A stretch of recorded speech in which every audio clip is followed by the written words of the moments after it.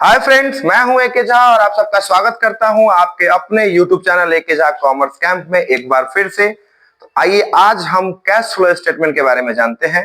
Cash flow statement जो कि class 12th का सबसे लास्ट चैप्टर, इसको आप मानकर चल सकते हैं, फिनेंशियल एनालिसिस में से ही आता है। तो जो मैनेजरियल मेंबर्स होते हैं उनको जो फिनेंशियल एनालिसिस करने के लिए जिन कुछ चैप्टर्स को या कुछ चीजों को जानना पड़ता है, कुछ टर्म्स को समझना पड़ता है, उनमें से एक है cash flow statement. Because if we do not get the information about the inflow of cash and outflow of cash, then how can we determine the plans the and execute it as well? अगर हम cash के flow के बारे में नहीं जानेंगे, cash के sources के बारे में नहीं जानेंगे, कैश एंड कैश इक्विवेलेंट, मेरे कैश कहने का मतलब ये है कैश एंड कैश इक्विवेलेंट के सोर्सेस के बारे में नहीं जानेंगे, तब तक हम कैश बेसिस पे जो डिसीजन लेने होते हैं वो हम मैनेजमेंट के लिए नहीं ले पाएंगे। तो चलिए आज बात करते हैं कैश फ्लो स्टेटमेंट के तीसरे सेगमेंट की तरफ, cash flow from financing activities. जैसा कि हमने लास्ट क्लासेस में पढ़ा है, जैसा कि हमने लास्ट क्लासेस में जाना भी है और आपने वीडियो में देखा भी होगा कि फाइनेंसिंग एक्टिविटीज वो एक्टिविटीज होती हैं जो डायरेक्टली और इनडायरेक्टली बिजनेस के कैपिटल और लोन्स को अफेक्ट करती हैं। The activities which can affect the total capital or debt of the business। सीधा सीधा याद करने के लिए सबसे साधारण एग्जांपल है, सबसे साधारण तरीका है, financing activities are those activities which are concerned with the increase or decrease in the capital or debts। ठीक है, जिनका संबंध डेप्ट यानी कर्ज से रिलेटेड हो या कैपिटल से रिलेटेड हो। ठीक है, चलिए आगे बढ़ते हैं। तो इसके फॉर्मेट के बारे में जानते हैं कि इसमें इनफ्लो और आउटफ्लो के बाद हम फाइनली और कंक्लूजन पे पहुंचेंगे तीनों एक्टिविटीज के बारे में, ताकि हम आगे क्वेश्चन को सॉल्व करने में आपको हेल्प कर पाए। चलिए स्टार्ट करते हैं बिना टाइम वेस्ट किए हुए। सबसे पहले है proceed from issue of shares. आज थोड़ा लाइटिंग का इशू है, क्योंकि लाइटिंग देखा एक्सपेरिमेंट चल रहा है कि लाइटिंग में भले ही थोड़ा सा शेड आ जाए लेकिन बोर्ड पे चमकना नहीं चाहिए। तो आई होप आपको चमक नहीं रहा होगा, बोर्ड पे शाइन नहीं कर रहा होगा, क्लियरली लेटर्स आपको दिख रहे होंगे। तो proceed from issue of shares, share issue करेंगे तो हमारे कंपनी में कैपिटल जो कैश का इनफ्लो है वो होगा। अगर हमने कंपनी के शेयर्स मार्केट में बेचे हैं तो हमारे पास पैसे आएंगे, और पैसा आना मतलब इनफ्लो। देखिए पॉजिटिव बैलेंस है। उसके बाद proceed from issue of debentures, debentures issue करेंगे। बिजनेस में किसी भी तरह का बिजनेस हो, उसमें जो फाइनेंस होता है उसका दो सोर्स होता है, एक ओनर्स फंड और दूसरा होता है बोरोड फंड। तो अगर हमारे शेयर कैपिटल से हमारा काम नहीं चल रहा है तो हमें डिवेंचर इशू करना पड़ेगा मार्केट में, ताकि हमारे पास कुछ फंड गैदर हो जाए, जमा हो जाए। ठीक है, तो ये डिवेंचर हो गया। अब डिवेंचर के बाद है इंक्रीज इन लोन्स। लोन्स में इंक्रीज, अगर मान लीजिए कि हम डिवेंचर के अलावा भी कुछ लोन्स कंपनियां या बिजनेस के कंसर्न में लेते हैं तो वो भी आपको इसमें हम डाल सकते हैं। इंक्रीज इन शेयर्स या शेयर्स प्रीमियम। ठीक है, प्रीमियम मतलब कभी कभी ऐसा होता है, आपने प्रीमियम के बारे में पढ़ा होगा, शेयर को तीन तरीके से इशू किया जा सकता है, at par, at premium, at discount. Discount के बारे में हमने आपको बता रखा है कि डिस्काउंट पे कंपनियां शेयर इशू नहीं करती। प्रीमियम के बारे में बताया था कि प्रीमियम पे शेयर इशू किया जा सकता है। तो वो प्रीमियम वैरी भी कर सकता है। अगर हमने आज 2 रुपए में प्रीमियम 2 रुपए प्रीमियम पे इशू किया है, कल को 3 रुपए करना चाहे तो वो इंक्रीज हो जाता है। तो वो भी हमारे पास यहाँ पे इंक्लूड हो जाएगा। ठीक है, चलिए उसके बाद क्या है, तो ये तीनों हो गया इनफ्लो। इनफ्लो तो टोटल जोड़ लिया है, ब्रैकेट में नहीं रखना है, ब्रैकेट रखने का मतलब माइनस। ये हमारा टोटल इनफ्लो हो गया, तीनों चारों को जोड़ दिया हमने, इशू कर दिया शेयर को, उससे पैसा आ गया। शेयर में मैंने दोनों शेयर लिख दिया, इक्विटी और प्रेफरेंस। उसके बाद है आपका issue of debentures, issue in increase in loans, increase in share premium, ये सारी चीजें हो गई। उसके बाद लेस क्या क्या चीज करेंगे, तो रीपेमेंट या redemption of long term loans. अगर हमने लोन को रीपेमेंट किया या रिडेम्पशन किया है तो सिंपल सी बात है, हमारे यहाँ से पैसा चला गया है। पैसा जाना मतलब आउटफ्लो, पैसे जाने का मतलब आउटफ्लो होता है। चलिए एक सेकेंड। उसके बाद है आपका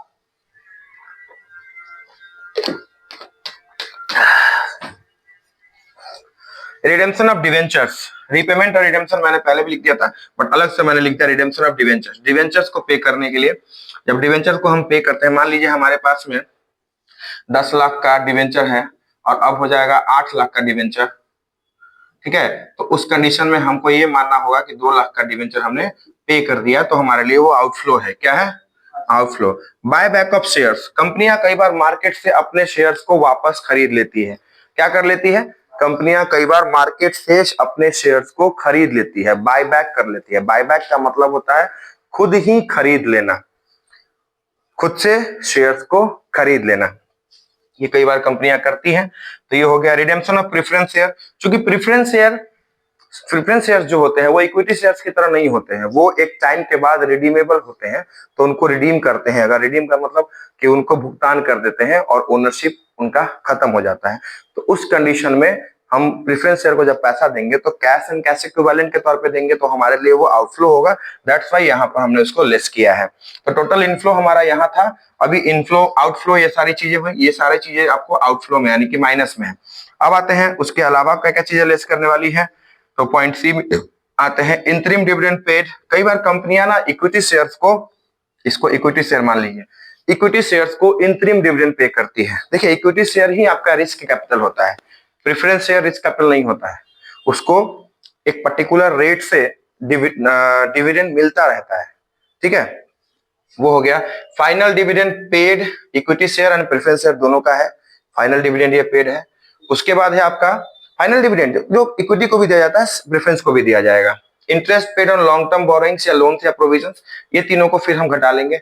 तो ये आपको मैंने इसमें लिख दिया interest paid on long term borrowings या लोन्स एंड प्रोविजंस। आप एक चीज समझिए, डिविडेंड के बारे में बच्चों का अक्सर कहना होता है डिविडेंड को, सर किस डिविडेंड को हम एज्यूम करेंगे करेंट ईयर में। तो देखिएगा दो तरह का डिविडेंड आपको होता है, तीन तरह का होता है, इंटरिम डिविडेंड और प्रपोज डिविडेंड। प्रपोज डिविडेंड हम लेंगे पिछले साल का, P for propose dividend, P for पिछले साल का। Interim dividend, I for interim dividend, I for इस साल का। इंटरिम डिविडेंड हमको लेना होगा तो इस साल का लेंगे, और प्रपोज डिविडेंड लेना होगा तो पिछले साल का लेंगे। ये सब शॉर्टकट है, ये सब आपको जानना जरूरी है, ताकि आप जब एग्जाम में बैठे तो आपको जब डिविडेंड आपको जब आए कैश फ्लो स्टेटमेंट में, तो आपको ये समझ में आ जाए कि भैया प्रपोज डिविडेंड किस साल का और इंटरिम डिविडेंड किस साल का। तो ये स्मार्ट वर्क समझिए, थोड़ा सा क्लू और ट्रिक्स को अपनाइए। कोई भी ऐसा सब्जेक्ट नहीं जिसमें क्लू और ट्रिक्स के बेसिस पे पढ़ाई नहीं होती है। We have to get one step ahead from others. हमें अपने आप को दूसरों से एक स्टेप आगे रखना पड़ेगा, तभी हम आगे, हमारी एक अलग पहचान बनेगी। भीड़ का कोई पहचान नहीं होता है, समझिएगा। इंटरिम डिविडेंड इस साल का, I for interim dividend, I for इस साल का, और प्रपोज डिविडेंड पिछले साल का। जब मान ली कि 2025 में कोई प्रपोजल हुआ कि 26 में मिलेगा, तो वो 25 में प्रपोज किए हैं, लेकिन मिलेगा कब? 26 में। तो वही चीज होती है, इसको समझिएगा। ये सारा चीज हो गया। अब मान लीजिए कि आपके पास में ए का ये टोटल है, ये बी का टोटल है, और ये सी का टोटल है। तो बी और सी मिल के अगर ए से कम है तो पॉजिटिव बैलेंस रह जाएगा, उसको बोलेंगे नेट कैश फ्लो। और अगर ए कम पड़ जाता है इन दोनों से तो उसको बोलेंगे नेट कैश यूज। ज्यादा लमाड़ेंगे नहीं, समझिएगा बहुत आसानी से। नेट कैश फ्लो और नेट कैश यूज में बस आपको बता चुके हैं, क्योंकि तीन फॉर्मेट आप लोग ऑलरेडी पढ़ चुके हैं, ऑपरेटिंग का 2 और इन्वेस्टिंग का 1, है ना। तो देखिएगा अगर आपका इनफ्लो ओवरकम कर रहा है आउटफ्लोज को, यानी कि आउटफ्लो कम है और इनफ्लो ज्यादा है, तो हम यहां पे लिखेंगे नेट कैश फ्लो। और अगर आपका इनफ्लो कम पड़ जा रहा है, आउटफ्लो ज्यादा है, दोनों मिला के, तो आप कहेंगे नेट कैश यूज्ड। ठीक है। अब आपने तीनों फॉर्मेट को मेरे हिसाब से सीख लिया, समझ लिया क्या है नहीं है, तीनों के बारे में आप जान गए। इंक्लूड करना है, जब हम अलग अलग तीनों को सेगमेंटेशन करके पढ़े, अब तीनों को इंक्लूड करेंगे एक साथ, तो ओवरऑल कैश फ्लो का फॉर्मेट आपको मिलेगा। आप ऊपर में डाल दो। अगर आपको बोलता है prepare cash flow statement from indirect method, तो आपको जाना है इनडायरेक्ट मेथड से। तो आप इन्वेस्टिंग और फाइनेंसिंग का तो इनडायरेक्ट डायरेक्ट होता नहीं है, डायरेक्ट इनडायरेक्ट होता किसका है? सिर्फ ऑपरेटिंग का होता है। तो you will go to operating activities and there you will focus the indirect expense, indirect method, और उसके फॉर्मेट को आप माइंड में रख करके कंसीडर करके बनाएंगे। ठीक है। अगर बोलता है सीधा बोलता है बना दीजिए, तो आप देखेंगे कि इंफॉर्मेशन किसके हिसाब से दिया हुआ है। ज्यादातर आपको इनडायरेक्ट मेथड ही पूछेगा, लेकिन आप देखेंगे इन्फॉर्मेशन किसके हिसाब से दिया हुआ है। अब आपको वहां दिया हुआ है रेवेन्यू फ्रॉम ऑपरेशन और नेट सेल और क्या क्या सब, तो वहां आपको डायरेक्ट मेथड से ऑपरेटिंग बनाने की जरूरत पड़ेगी। हाँ, फाइनेंसिंग एक्टिविटीज में देखेंगे लोन में, कैपिटल में क्या चेंजेस आया है, वो फाइनेंसिंग एक्टिविटी की चीज है। और इसकी क्या बोलते हैं उसको, इन्वेस्टिंग एक्टिविटीज में आप देखेंगे फिक्स्ड एसेट कितना परचेज हुआ है, कितना सेल हुआ है, वो सब आपका इन्वेस्टिंग एक्टिविटीज में आएगा। तो आई होप आपको ये वीडियो बहुत अच्छा लगेगा और समझ में भी आया होगा। ये तीनों आपको फॉर्मेट को इंक्लूड करना है एक जगह पे। चूंकि बोर्ड पे उतना जगह नहीं है तो मुझे एक लंबा वीडियो बनाना पड़ेगा। नेक्स्ट वीडियो में हम तीनों फॉर्मेट के बारे में बात करेंगे। अब एक बात समझिए, सपोज करते हैं अभी हम थोड़ा सा इसमें 2 मिनट आपका और लेंगे। देखिए, मान लीजिए कि ऑपरेटिंग एक्टिविटी से इनफ्लो हुआ, ऑपरेटिंग से इनफ्लो हुआ 50,000 का, ठीक है। इन्वेस्टिंग से इनफ्लो हुआ 80,000 का, और फाइनेंसिंग से हमारा आउटफ्लो हो गया, मतलब कि हम नेगेटिव में चले गए 30,000 के। तो भैया हमारा नेट कैश फ्लो क्या होगा? नेट कैश फ्लो होगा हमारा 1, 2, ये हो गया नेट कैश जो इंक्रीज और डिक्रीज होगा। तो दोनों मिला कितना हो गया? 80, 50, 1,30,000। 1,30,000 में से 30,000 नेगेटिव हो गया, तो हमारा जो नेट कैश जो इंक्रीज होगा तीनों एक्टिविटी से, वो हो गया आपका 1,00,000 रुपया। तो यहां लिखेंगे नेट कैश, नेट इंक्रीज ऐसे नहीं लिखते, इसको लिखेंगे नेट, अगले फॉर्मेट में हम क्लियर करेंगे, लेकिन अभी शॉर्ट में समझा देते हैं। Net increase in cash and cash equivalent, ठीक है। ये हो गया 1,00,000। अब 1,00,000 के बाद हम बात करेंगे, ये हो गया। अब इसमें हम ऐड करेंगे opening cash and cash equivalent. अगर opening cash and cash equivalent अगर आपका 50,000 है तो closing cash and cash equivalent 1,50,000 होना चाहिए,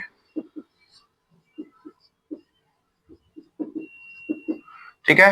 ये तब इसमें 1,00,000 में इसको जोड़ दिया जाएगा तो 1,50,000 हो जाएगा। ये आपका आंसर होता है, ये आंसर आएगा। लेकिन ओपनिंग और क्लोजिंग के बीच में उतना ही डिफरेंस होगा जितना का चेंज होगा। तो नेट इंक्रीज, चेंज का मतलब 2 तरीके से होगा, इंक्रीज और डिक्रीज दोनों होता है चेंज में, ठीक है। तो net increase in cash and cash equivalent अगर 1,00,000 है तो ओपनिंग बैलेंस अगर 50,000 है, इमेजिन फिगर है ये, तो ये 50,000 अगर ओपनिंग बैलेंस है तो सिंपल सी बात है क्लोजिंग बैलेंस आपका क्या हो जाएगा? 1,50,000 होना चाहिए। और ये दोनों दिया रहता है बैलेंस शीट में, आपको 2 साल का होगा ना तो 1 साल का, मान लो कि 1 साल का दिया 50,000, दूसरे साल का 1,50,000, तो ये वो उसी तरह से बना करके दिया हुआ है, उसी को आपको फाइंड आउट करना और पूरा कंक्लूजन का आपका आंसर 1,00,000 आएगा। तभी ना 50 में 1,00,000 जोड़ेगा तो 1,50,000 हो जाएगा। ये है कैश फ्लो का पूरा सार, ये पूरा समरी है। इसको और अच्छे से समझना चाहते हैं तो मान लीजिए एक आदमी है जो जॉब करता है, वो जॉब करके हर महीने 50,000 रुपये महीना कमाता है। उसकी खेती है, 10,000 रुपया खेती से उसको हर महीना आता है। साल का 1,20,000 आता है, तो मान लीजिए कि महीना का 10,000 हुआ, तो हम महीना के हिसाब से बात कर रहे हैं तो 60,000 हुआ। सब खर्चा करने के बाद, पानी पटाना, खाद बीज करने के बाद उसको नेट खेती से 10,000 रुपया आ रहा है, साग सब्जी फल जो भी है सब से उसको 10,000 आया, तो टोटल मिलाकर उसको 60,000 हो गया। और इधर गाय उसकी बीमार थी तो उससे उसको दूध से पैसा जो आता था, वो दूध में मतलब दूध का जो सेल करके इनफ्लो होता था वो नहीं हो रहा, उल्टा गाय में 5,000 रुपया उसका एक्स्ट्रा जा रहा है। तो एक एक्टिविटी से उसको 5,000 लॉस हो रहा है और 2 एक्टिविटी से उसको 60,000 आ रहा है, तो उसका नेट कैश इंक्रीज होगा 55,000।